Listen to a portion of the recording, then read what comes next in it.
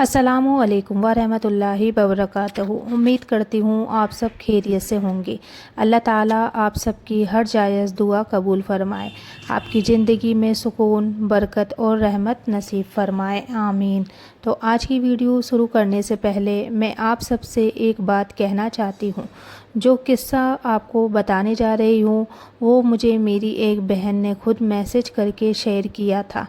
मेरी जो सब्सक्राइबर थी उन्होंने मुझसे कहा कि अगर मेरी कहानी से किसी एक मायूस इंसान के दिल में भी उम्मीद पैदा हो जाए तो इसे ज़रूर लोगों तक पहुँचाइए।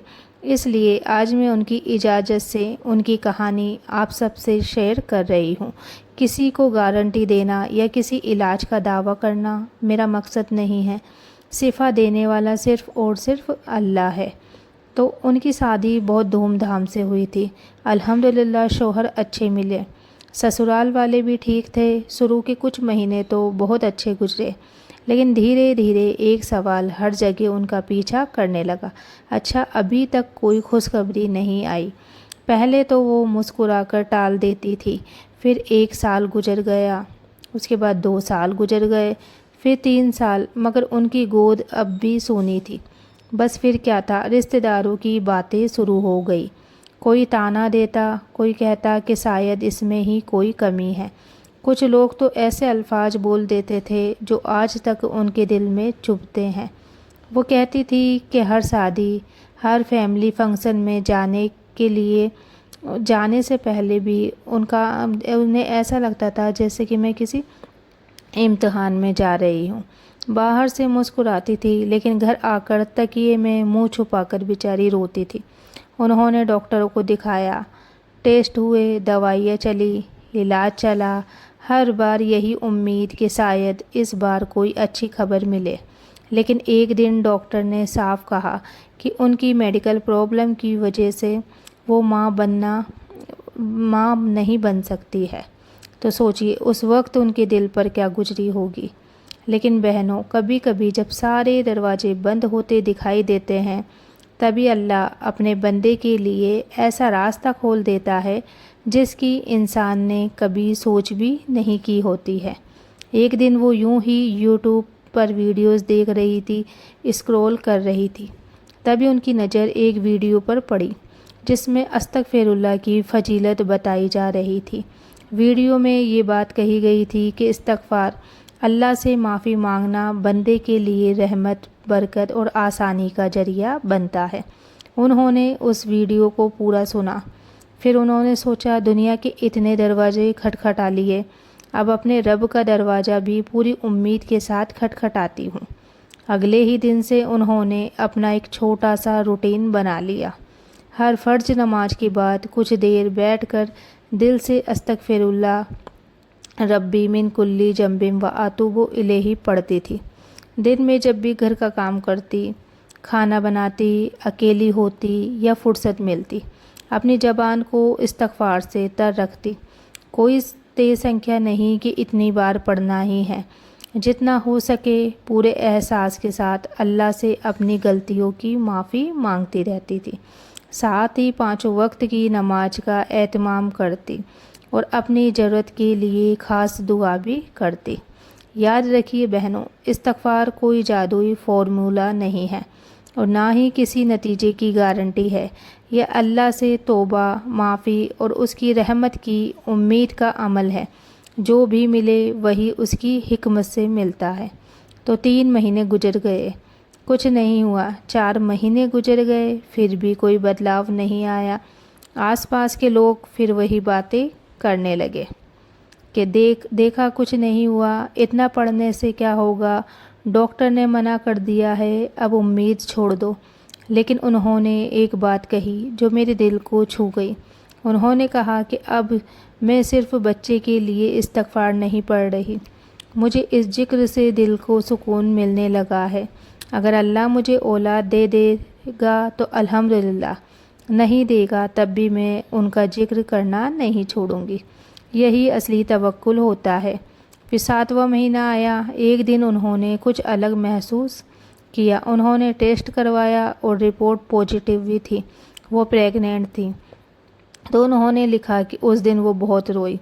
لیکن اس بار درد سے نہیں بلکہ شکرانے کے آنسوؤں سے بار بار سجدے میں جا کر صرف یہی کہہ رہی تھی کہ یا اللہ تیرا لاکھ لاکھ شکر ہے۔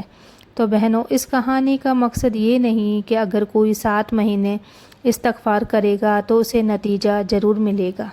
اللہ ہر انسان کے لیے الگ فیصلہ کرتا ہے، لیکن ایک بات لازمی ہے، کبھی بھی اپنے رب سے امید مت چھوڑیے۔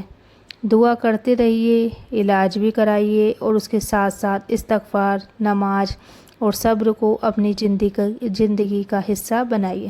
اگر آج آپ کی کوئی دعا ابھی تک قبول نہیں ہوئی، چاہے اولاد کی ہو، رزق کی ہو، بیماری سے شفا کی ہو یا کسی اور پریشانی کی، تو مایوس مت ہوئیے۔ ہو سکتا ہے آپ کا رب آپ کے لیے سب سے بہتر وقت چن رہا ہوگا۔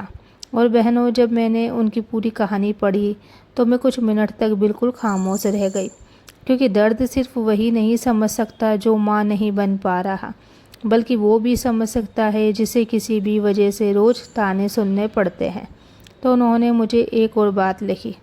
انہوں نے کہا کہ باجی، میں پہلے ہر نماز میں صرف یہی مانگتی تھی کہ یا اللہ مجھے بچہ دے دے، لیکن استغفار پڑھتے پڑھتے میری دعا بدل گئی۔ میں کہنے لگی، یا اللہ اگر میرے کوئی گناہ تیری رحمت کے راستے میں رکاوٹ بن رہے ہیں تو مجھے معاف فرما دے، اگر میرے لیے کوئی بھلائی لکھی ہے تو آسان کر دے، اور اگر ابھی نہیں دینی تو مجھے صبر عطا فرما۔ یہ الفاظ پڑھ کر مجھے احساس ہوا کہ کبھی کبھی اللہ پہلے ہماری سوچ بدلتا ہے، پھر ہماری تقدیر میں آسانی لکھتا ہے۔ تو قرآن میں حضرت نوح علیہ السلام نے اپنی قوم سے فرمایا تھا کہ اپنے رب سے معافی مانگو، بے شک وہ بہت معاف کرنے والا ہے۔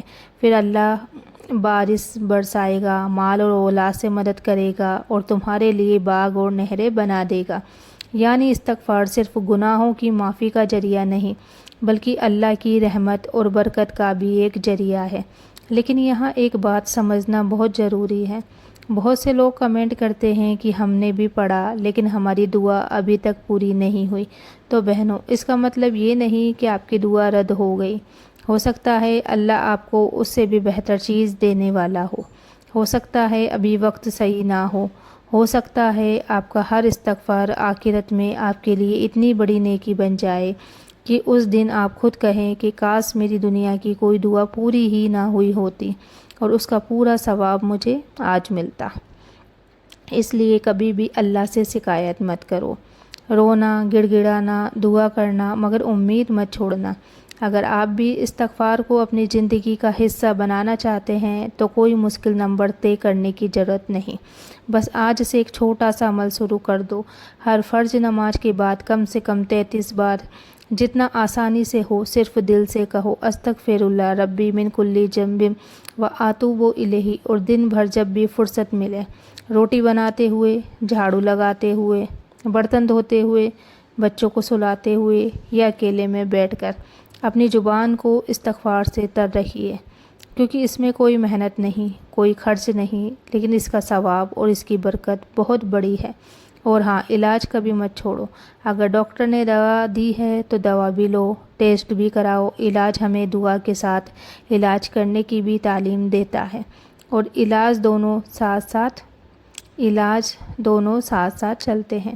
آج اگر اس ویڈیو کو دیکھنے والوں میں کوئی ایسی بہن ہے جو اولاد کی نعمت کے لیے ترس رہی ہے، کوئی بھائی ہے جو روز رزق کی فکر میں سوتا ہے، کوئی ایسا انسان ہے جو بیماری سے پریشان ہے، یا کوئی ایسا دل ہے جو ٹوٹ چکا ہے، تو میں صرف اتنا کہنا چاہوں گی، اپنے رب کا دروازہ مت چھوڑو۔ لوگ تھک جاتے ہیں، رشتہ دار بدل جاتے ہیں، ڈاکٹر اپنی رائے دے دیتے ہیں، لیکن اللہ کی رحمت کا دروازہ کبھی بند نہیں ہوتا۔ کیا پتہ آپ کی دعا قبول ہونے میں بس ایک سجدہ، ایک آنسو یا ایک سچا استغفر اللہ باقی ہو۔ اللہ ہم سب کو سچے دل سے توبہ کرنے کی توفیق دے، ہمارے گناہ معاف فرمائے، ہماری جائز دعائیں اپنے حکمت کے مطابق قبول فرمائے، اور ہمیں کبھی اپنی رحمت سے مایوس نہ ہونے دے۔ آمین یا رب العالمین۔